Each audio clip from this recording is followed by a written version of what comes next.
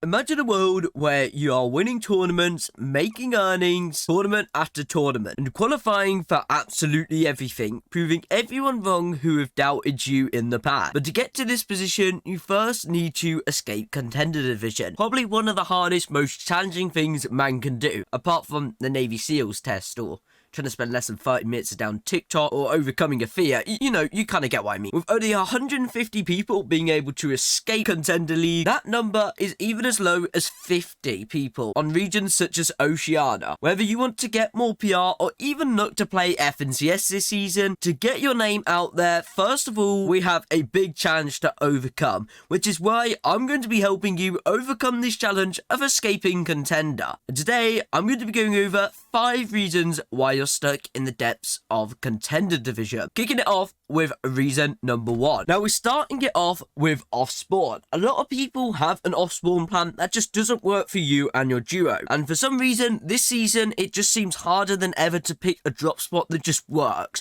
With a smaller map, more split drops, and all the POIs just being double the size of what they were last season, it can be quite hard to pick that perfect spot, which can help assist you out of Contender League, which is why I'm going to be going over now how to find the perfect spot, as well as how you know if it's good or not. First of all, you want to pick a spot that plays to your strengths. Maybe send your duo this video so they understand it, and when you're in call with them, you can both write a list of your strengths and weaknesses. So an example of this may be you have a good list, which includes box fighting, close range aim, so shotgun and SMG, winning scuff fights, controlling low ground, and taking good peaks. Then you'll have a bad section, which may be the complete opposite, or it may just be a random mix. And that may look something like high ground, AR aim, retaking high, and fighting loads of teams off spawn. Then your duo will also make a list, and you'll send your list at the exact same time, and you can combine your strength and open up Fortnite.gg and find a spot that works for you. Try and picture how you'll fight there. So if both of you have insane AR aim, maybe look for somewhere like Frenzy that's very open,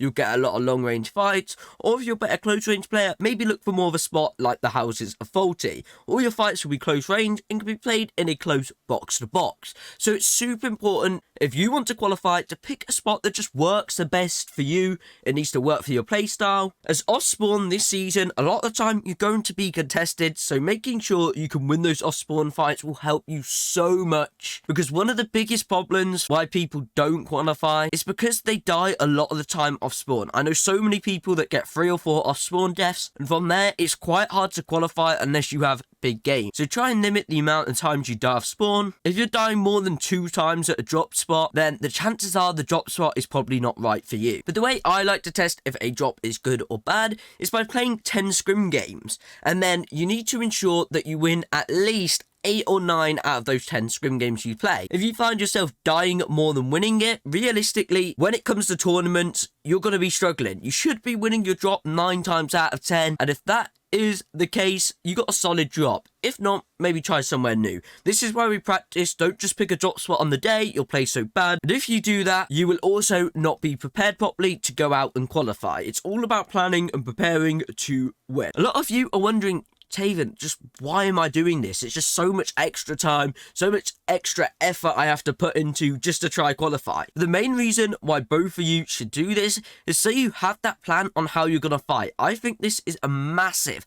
All pro players have this. It's usually set up by a coach. They usually have some sort of plan which works for them and how they should play it. So if you look at someone like Clicks, you'll see a lot of the time off spawn, he kind of plays box to box. His coach knows he's good at this, and he also is aware of this, and it allows him to play to his strengths, and this is exactly what you should be doing. VOD review pro off spawn, and you'll see they'll do the same thing over and over again in fights. And why is this? Because they have that plan that works for them, and you need one if you want to qualify. The next off spawn mistake people make is having no backup options. This is a must. If you both mess up your drop and have no plan to dip off somewhere, you are going to struggle and find yourself dying a lot more time than you should. And when should you use this? It could either be the case of when you mess up your drop, or if the whole lobby is at your drop spot, which I found a lot in the solo cup. There were so many times where I had 3, 4, 5 people landing at my spot, and I think There's about 3 different houses at my spot, 3 little buildings, and 1 main building, which everyone wants because it has 2 oathbound chests in. But luckily for me, I had a backup option which allowed me to dip off from my spot, where I'd go down to a local gas station and just play from that. And this is massive if you want to qualify. You need to have a plan B.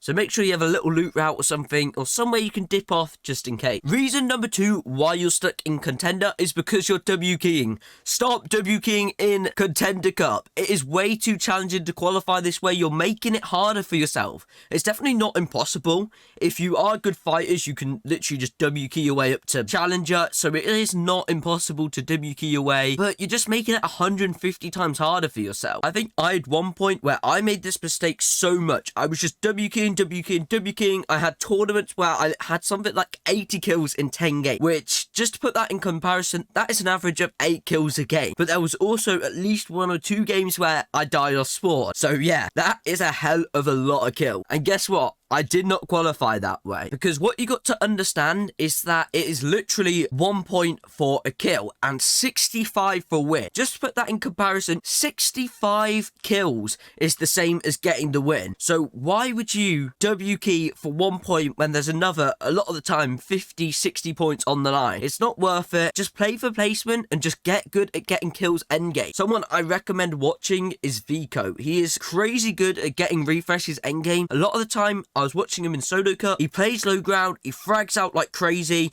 and he'll get like 3 or 4 kills in mid game, and then it'll get to end game, he'll drop like 15 kills. And you look at it and you're like, he's literally dropped pretty much a 20 bomb here. And it's just crazy how good he is at fragging at end game. Definitely so much you can learn if you go and VOD him. So rely on end game for your kill. Don't just go and fight people mid game. It's not worth it this season. It's just, the map is just so small.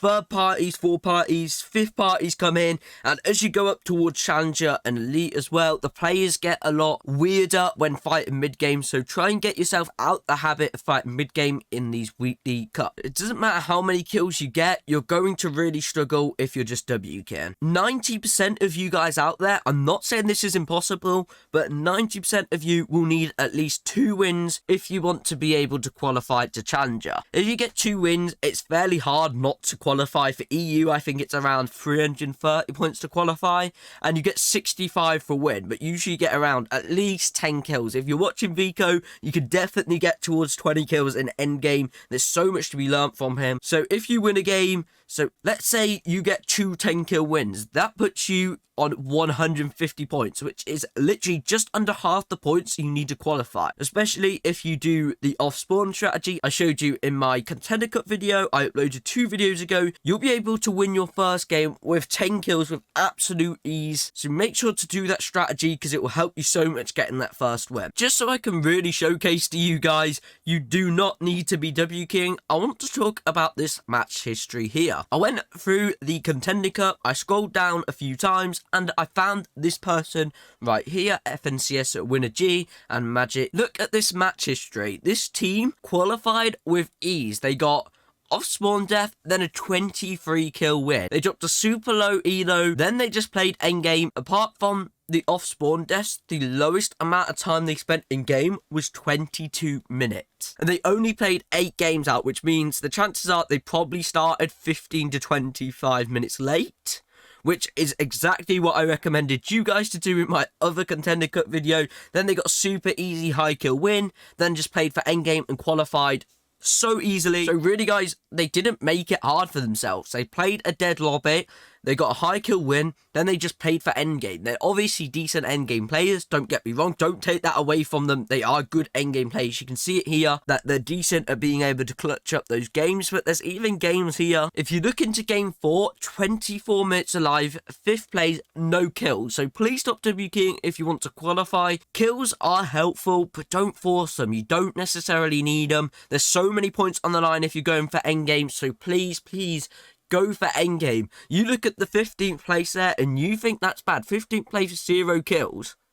But a 15th place with 0 kills is 22 points. That is the same as dropping over 20 bombs. So definitely play for Endgame. Even top 15s are good. 20 points. Top 5s obviously wins. They won 3 games. So they are really good players. But they just played for Endgame, playing for that win. And it's just so easy to qualify when you're just so consistent in your endgames like these guys here. Now moving on to reason number 3 why you're stuck in Contender League. And this is because you're forcing hammers. This links back to the W key reason before. This is a problem I've also faced in the past as well. I've been super focused on hammers, but there's so many people at the start of the season was all told the strategy was to get hammers, and everyone still believes this, which is why drop spots with oathbound chests are just over contested massively. If anything, I would probably just avoid the oathbound chests altogether, drop spots, because where there's oathbound chests, there's loads of them, and literally most of the lobby's gonna land there. A lot of the time you're gonna find yourself in zone where loads of people are. It's not gonna be ideal for you, especially when playing for endgames, and it feels like the chances of you actually getting a hammer now is so low. It's probably like, what, 30% chance of getting one or something like that,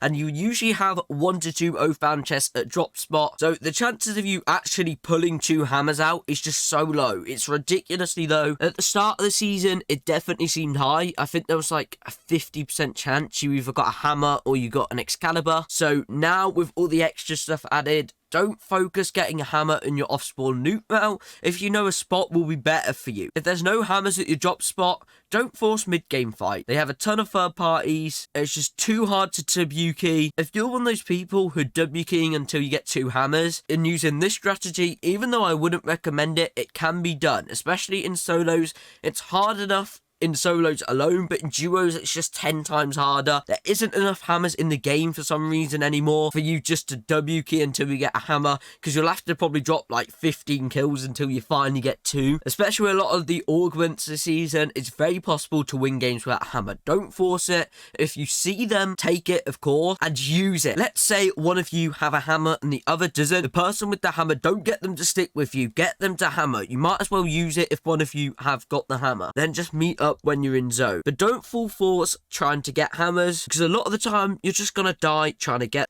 Let's say it goes towards the later zones. As soon as it hits 50-50 zone, you don't have a hammer and you're thinking, right, I really do need a hammer going into first moving, because let's be honest, a hammer first moving is super helpful. This is why, rather than W keying mid game, I recommend people to look for a refresh during 50-50 zone. Start to look for kills, maybe get some pre-edits on, find teams that have been beamed, because during this time it'll be much easier to kill someone. If you get a refresh 50-50 on duos who has hammers, boom, just like that, easy top 5. You've got a hammer, you've probably got cap mats now, both of you, so don't throw your mid game in a heavy placement cup just for a hammer. Wait till 50-50 or first moving, then look to try and get a hammer. It'll be so much easier for you. Now we're moving towards endgame with tip number 4 on why you're stuck in Contender League. This is the way you get refreshes. When you're on your last 500 to 300 building materials, so let's say you have 300 to 500 brick left,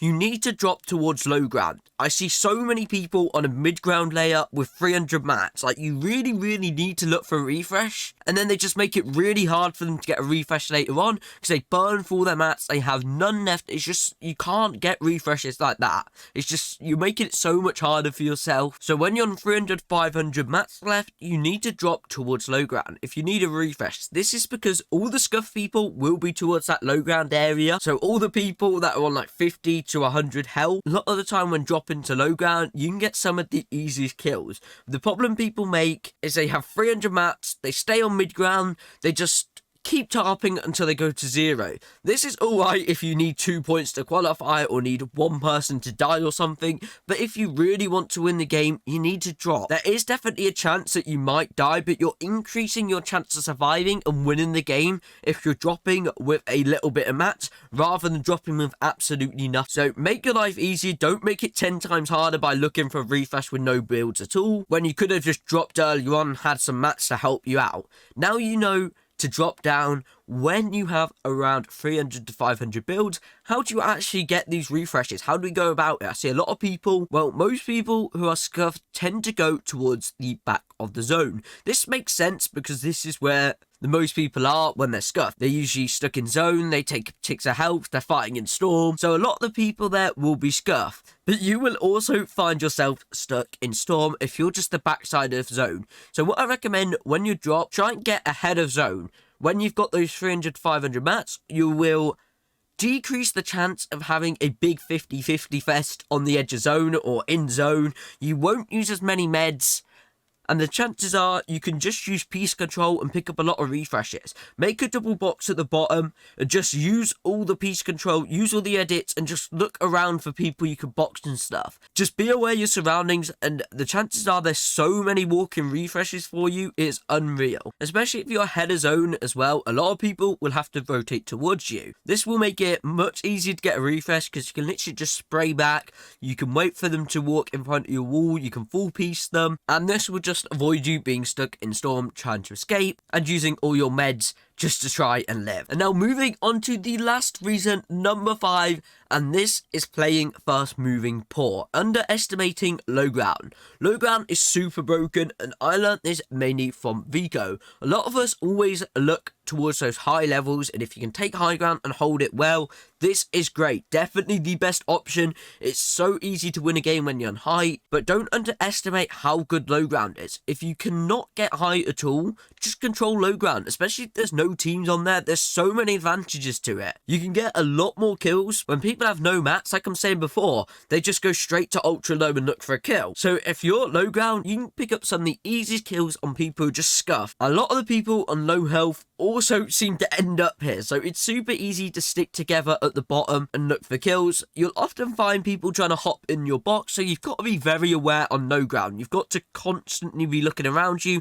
sticking with your duo 3 or 4 different boxes and be like 2 or 3 boxes apart, because a lot of the time one of you's got to get hopped in on by a duo, you just got to die. But if you can stick together, you can just get a super easy endgame on low ground and at least get a top 3 or top 2 from it. A lot of people believe if you're low ground then you can't win the game. This is false. I've won so many games from low ground, it's unreal, so don't believe this. Low ground is so good, especially if you're 200 health. And I also mentioned first moving. One thing people do not understand is during first moving, that is when about 50% of the players die. Everyone takes damage trying to get zone, using a ton of meds, using hammers and stuff like that, which is why I want all of you for first moving to not open a single window edit. Don't open an edit at all. Don't look for kills. Just focus on taking 0 damage. So in your next scrim game, when you're playing scrims with duo, as soon as it hits first moving, maybe send them this video so they understand what you're trying to tell them. But as soon as it hits first moving, just try and take no ticks of damage at all. That way, when you get to second and third moving and onwards, you still have all your meds.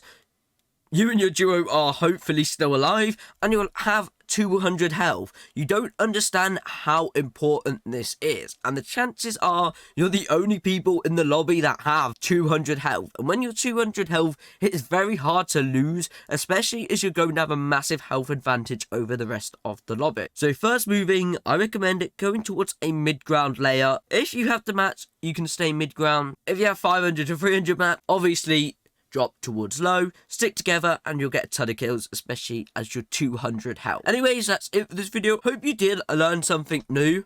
If you did enjoy, please comment something nice down below. I reply to all comments. Drop a like to help with the algorithm, and subscribe as we're on the road to 1k. So support the journey if you like the video. You may even like my other Contender Cut video, which is on screen now.